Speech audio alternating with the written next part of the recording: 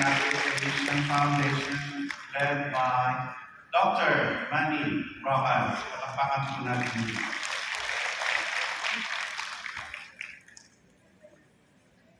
We have the next slide.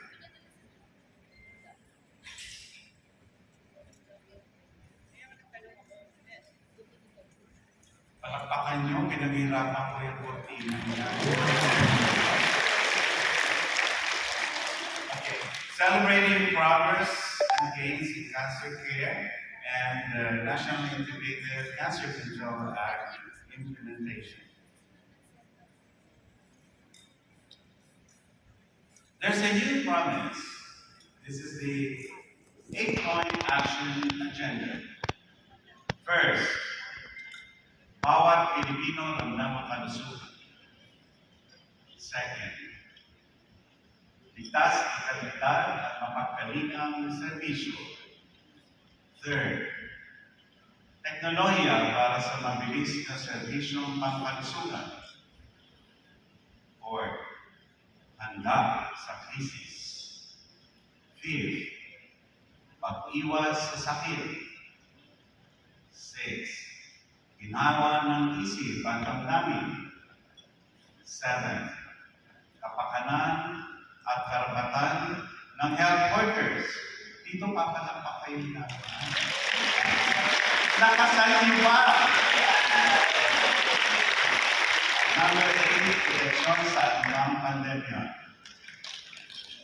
Related to this, our Secretary Letter has listed 8 priorities, and this include 1, immunization. Our fully immunized shot should reach 95%. Second is nutrition. The stunted children in the country, 26% of them, we should reduce it. Third, maternal health. And on maternal health, it's the maternal deaths. Has increased. Number 4, tuberculosis and HIV/AIDS. Number 5, road safety because of road accidents. Number 6, chronic diseases, specifically high blood pressure and diabetes mellitus. Number 7, cancer. Ay, hindi pumapalakpan. Nakasan ba? And number 8, digital health. I introduced the 8-point action agenda so that everyone can relate later on what's happening in cancer and what its relevance in terms of aligning with the 8-point action agenda. Not just any ordinary gift. 5 years ago, Valentine's Day, this law was passed, the National Integrated Cancer Control Act. In the face of uncertainty in the pandemic, there were restrictions in our movement. We had to realign government priorities. We want to save more lives because of the SARS-CoV-2 virus. But it had consequences, like, for example, many delays in cancer treatment. We feel so sorry at the Department of Health. But amidst this chaos, the Department of Health embarked silently to improve existing health systems, especially on our immunization program. We made sure that there will be stronger and sustained multi-sectoral partnerships. And of course, delving into the future with digital health. Getting started, it did not anyway became a hindrance for the National Integrated Cancer Control Council to have a head start and put in place a multi-sectoral strategic plan for the whole of government, whole of society. Let's give them homage. The National Integrated Cancer Control Council. Maraming salamat po.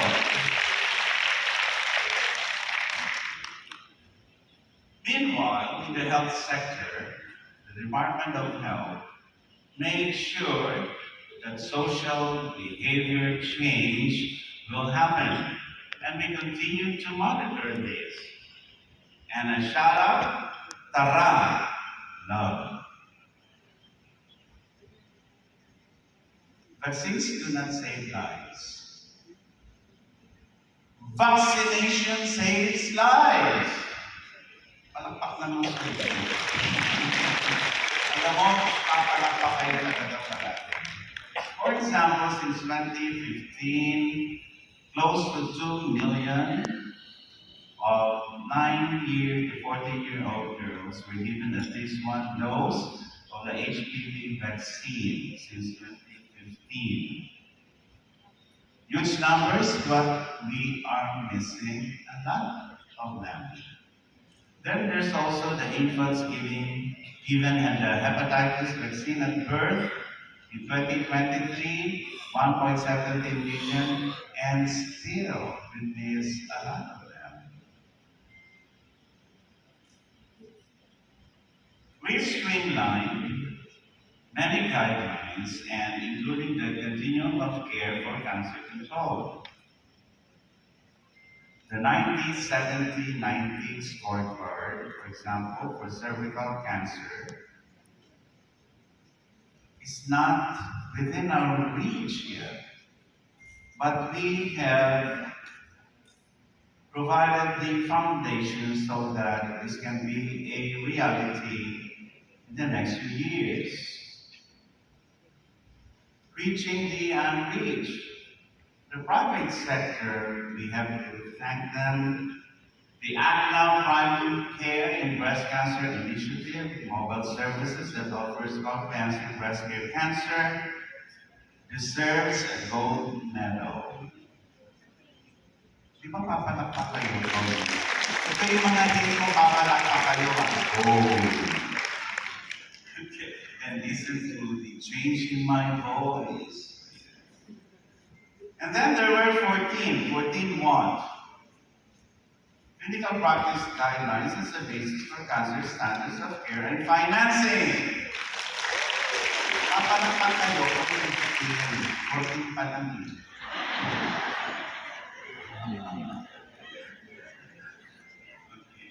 Then the cancer medicine access. You see the slope, it's increasing, but we're missing a lot. That's not what the slide is showing, what we missed.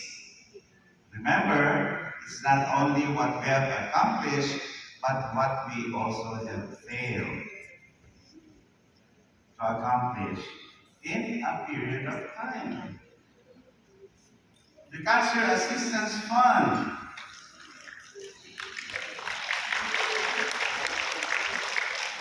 Umalak pa kayo, we also missed a lot. But we're there. So the Cancer Assistance Fund, unlike the Cancer Medicine Access, will provide support for diagnostics and laboratory services, therapeutic procedures, augmentation for cancer medicines, and for high-risk individuals, for example, prevention, screening, diagnosis. Patient navigation. Yes, we have to applaud because we want to make sure any Filipino wouldn't have to ask twice, thrice, many times where they can get help.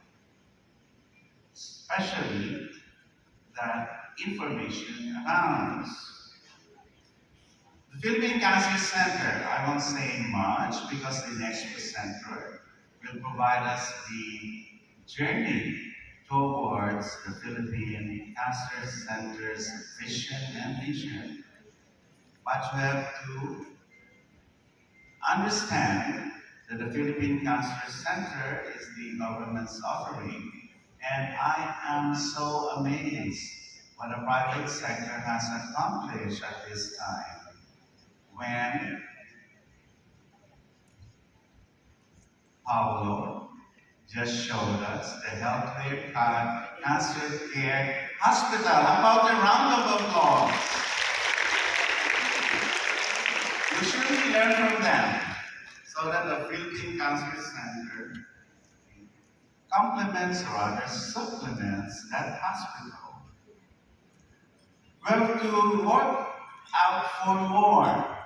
We're actually negotiated and we were successful with the Department of Trade and Industries through its price negotiation board so that these medicines like the trastuzumab for breast cancer is more affordable. We also made sure that the Health Technology Assessment Council would make it possible to make assessments of the HPV vaccine as a prevention for cervical cancer, even as we have already started using the HPV vaccine, as I mentioned earlier. We're not going to miss anyone, so the population-based cancer registries, and of course, finally including all those with cancers in the persons with disability registry. More work is starting now. Nobody should be left behind. So we have earmarked 55 million pesos so that cervical cancer plus breast cancer screening happens this year as we target 3 million women for cervical and breast cancer screening. See if you can get a hint. Okay. But how do we find these health facilities? How do we access these services for cancer? We have earmarked 2 million pesos so that we can develop the cancer patient navigation. And this year, we have 3 sites. The Amman Rodriguez Memorial Medical Center, Corazon Docsin, Montelibano Memorial Regional Hospital in the Visayas, and in Mindanao, it's the Zamboanga City Medical Center. And for the population-based registry, from 2 sites to 5 sites, additional 3 sites this year. Metro Cebu, Bacolod, and in Davao. PhilHealth must not be left out of the picture. Besides the benefit package and the consulta for primary care, we hope that there will be more benefit packages from PhilHealth because they are our best partner when it comes to providing quality services to all of us. Now, in Davao, we launched the framework to tie everything, and this is the framework. It talks about the mission, including the guiding principles, the support processes that lead to the implementation of core processes, so that the strategic focus, and there are 5, they are in the yellow boxes, would lead to the desired impact and that we will be able to see the light as we fulfill its mission. This slide shows you the lines that connects the hierarchy of support process that leads to the core processes and finally the impact we want to achieve.